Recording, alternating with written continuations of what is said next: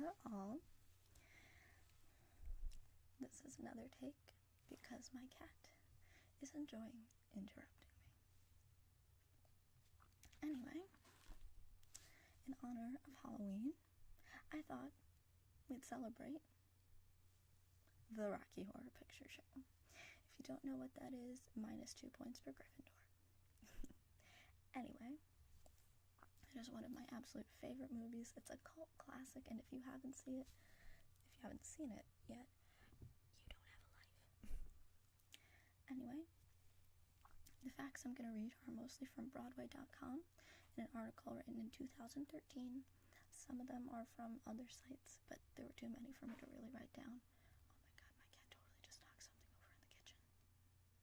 Anyway, I'm not going to deal with that right now. I'm going to tell you about Frank-N-Furter, Columbia, Magenta, and the rest of the group. So, break out your fishnets and pink rubber gloves, and let's do the Time Warp again. The Rocky Horror Picture Show premiered in London, England on August 14th, 1975. Based on the hit London musical, The Rocky Horror Show, the film featured many of the production's original stars, including Tim Curry and the show's writer, Richard O'Brien. A box office flop at first, the movie soon became a cult classic, paving the way for raucous midnight showings, complete with audience participation, props, and costumes, at the Waverly Theater in New York City. Years later, more than 200 midnight showings of the Rocky Horror Picture Show are held worldwide, and the film has grossed more than $365 million. In honor of Halloween, here are some facts about Brad, Janet, and our favorite aliens from transsexual Transylvania. Oh, Rocky. The Rocky Horror Picture Show was filmed at the Oakley Court in Windsor, England, which has since been turned into a hotel that you can actually stay at. It's a shame Frank-N-Furter's not there anymore. The Oakley Court may look like fancy digs now, but when it was used as the filming location, it didn't have heat or bathrooms. Susan Sarandon, Janet, was sick with the flu, or according to some sources, pneumonia, while filming the floor show scene. O'Brien said Sarandon was shaking with fever. The film was shot October through December in England. The castle where we shot was leaking, Barry Bostwick, Brad, said in an interview. I was always wet. According to Bostwick, there was one designated warm room in the castle with space heaters that the cast would crowd around between takes until it caught fire. Oops. The Oakley Court was used in other horror movies, including Brides of Dracula, and Now the Screaming Starts, The Old Dark House, and Murder by Death.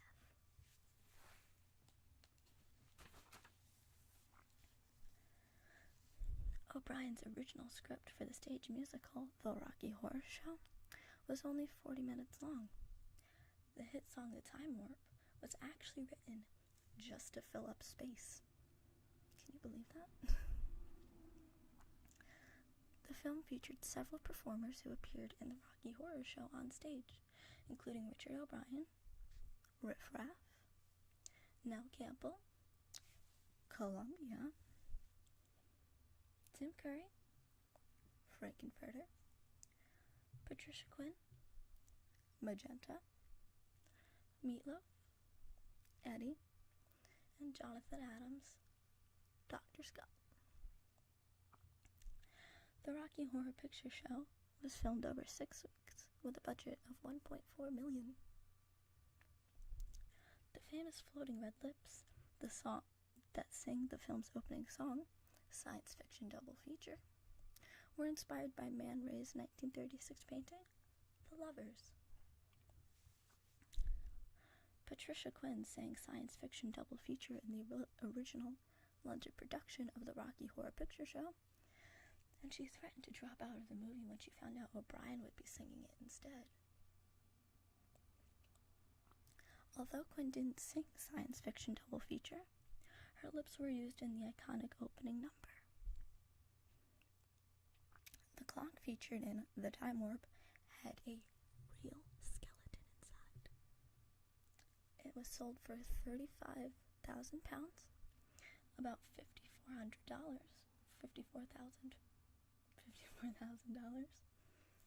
at auction. Rocky, played by Peter Hinwood, was actually an underwear model with no experience acting. All of his speaking lines were cut, and his singing voice was dubbed by singer Trevor White. Richard O'Brien borrowed the famous line, "Don't dream it, be it," from the back of a magazine. Set builders forgot to put a door in the laboratory set. Genius. So Dr. Scott had to crash through the wall to make his entrance. Steve Martin auditioned to play Brad, but was passed over for Barry Bostwick, who had received a Tony nomination in 1972 for creating the role of Danny Zucker in Grease. Rolling Stones frontman Mick Jagger asked to play Frankenfurter in the film. The creative team turned him down in favor of the musical's original star, Tim Curry.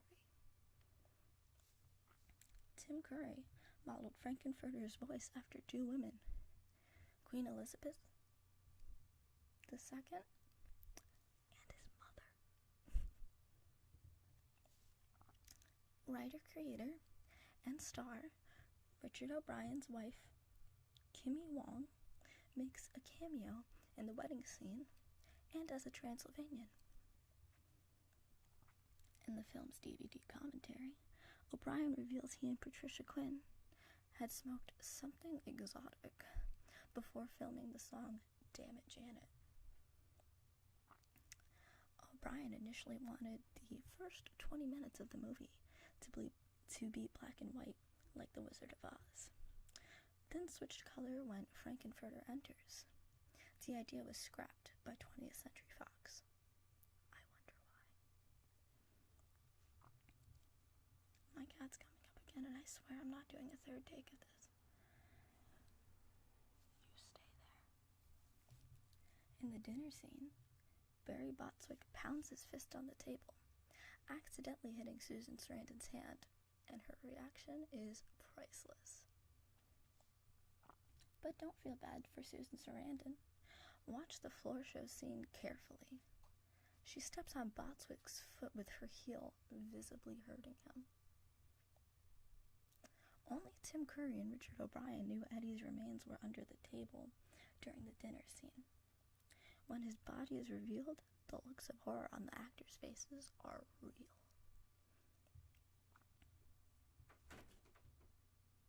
That's my cat. Puri LaRoche, who did makeup for Mick Jagger and created Davy Bowie's iconic Ziggy Stardust makeup, created Dr. Frankenfurter's look, but it took him so long to apply the makeup, 4 hours, Curry ended up doing it himself. According to Richard O'Brien, Susan Sarandon and Barry Bostwick were actually an item during filming. In the London stage production, Eddie and Dr. Scott were played by the same actor. Samson, don't you dare. Were played by the same actor. When Meatloaf was brought on board to play Eddie, he was disappointed when he found out he wasn't playing Dr. Scott too. "I was a really good Dr. Scott," Meatloaf said in an interview.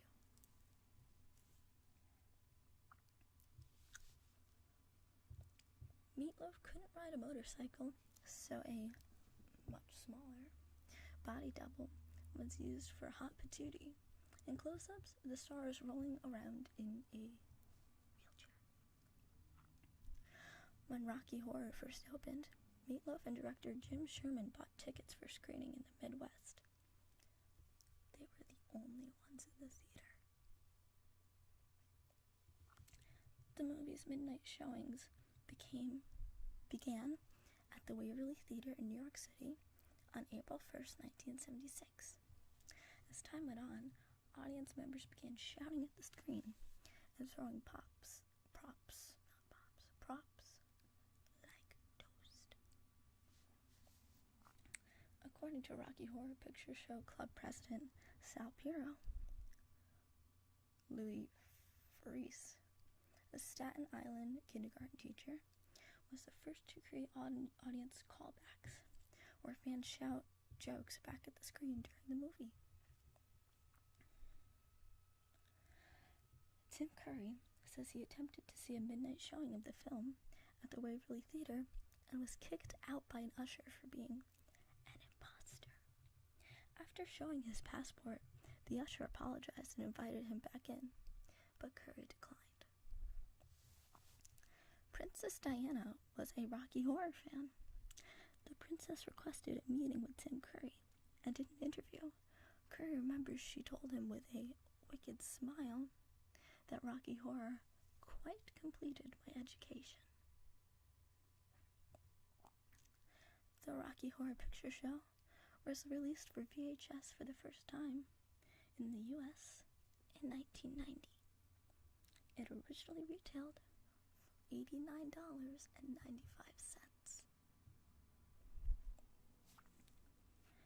Many movies and TV shows have paid tribute to the Rocky Horror Picture Show, including Fame, Glee, The Drew Carey Show, That 70s Show, Third Rock from the Sun, CSI New York, Charles in Charge, Halloween 2, Loser, Men in Black, Vice Squad, and Perks of Being a Wallflower.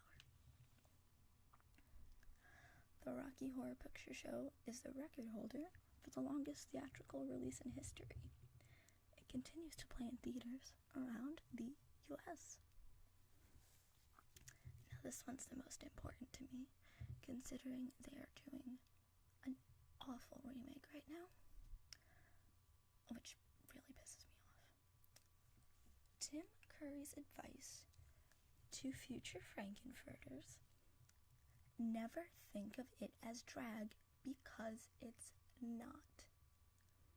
It's just what people wear in Transylvania, so just get over it.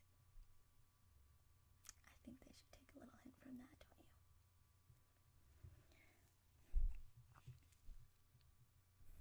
you? More fun facts. It began as a way to keep an unemployed actor busy.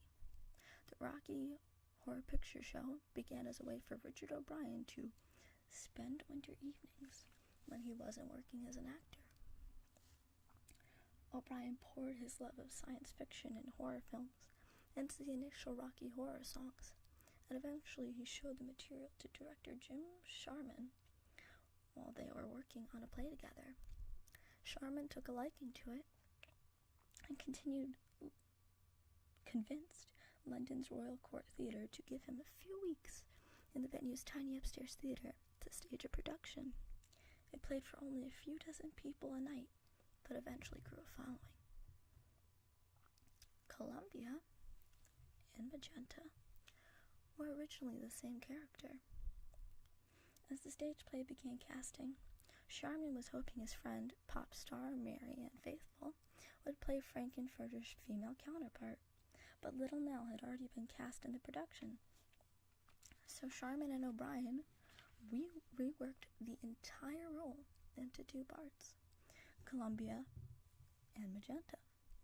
When the time came to cast Magenta, though, Faithfull was already off on a tour of India, so Patricia Quinn was cast. Quinn took the role, despite having almost no lines, just so she could sing the lead song, Science Fiction Double Feature, which she called the best song I've ever heard. Little Nell was cast for her tap dancing skills alone. At the time the stage production was getting underway, she was working as a soda jerk in London. Jim Sharman heard that she would perform tap dances while serving ice cream, and took some collaborators to see her. She danced for them and won the role. Dr. Frankenfurter originally had a German accent. Taking a cue from the character's name, Tim Curry began the stage production of the Rocky Horror Show by playing Frankenfurter as German. Then one day, he heard a woman on a bus speaking with a particularly posh accent, and decided, yes, he should sound like the Queen. The director agreed to a smaller budget in order to keep the original cast. According to Sharman, 20th Century Fox offered him a reasonable budget if he would cast currently fashionable rock stars in the lead roles. Sharman lobbied instead to keep the original cast, with some exceptions such as additions of Barry Botswick and Susan Sarandon, and instead got a modest budget and a very tight shooting schedule. Sharman now calls the decision crucial to the film's cult success. Much of the film's look was inspired by an actual rotting mansion. While preparing to shoot the film, set designer Brian Thompson kept hearing about the old house near Bray Studios outside of London. When he finally got to see the house, a 19th century mansion called Oakley Court, he realized it's exactly what they needed for the film, in part because its owners essentially left it to rot. They wanted to demolish it, but it was designated a historic site. The minute we saw it, we realized that this gave us the basis for the whole look of the movie, Thompson said. Because of its proximity to Bray Studios, the house has appeared in a number of other films and has now been restored and made into a hotel. A cardboard model was used to make the house fly for the climactic scene in which Riff Raff and Magenta launch Furter's house back to Transylvania. Thompson originally began to construct an elaborate model of the house, but in the end, though, there wasn't enough time or money to produce a full-scale model for that moment, so a cardboard cutout of the house was used.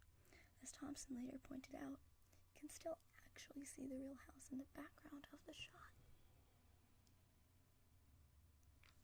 Well, I hope you enjoyed that, because I found those facts super fascinating, and I hope if you haven't seen the Rocky Horror Picture Show, this has convinced you to go take a look. It's really good though, like seriously, go watch it. And happy Halloween.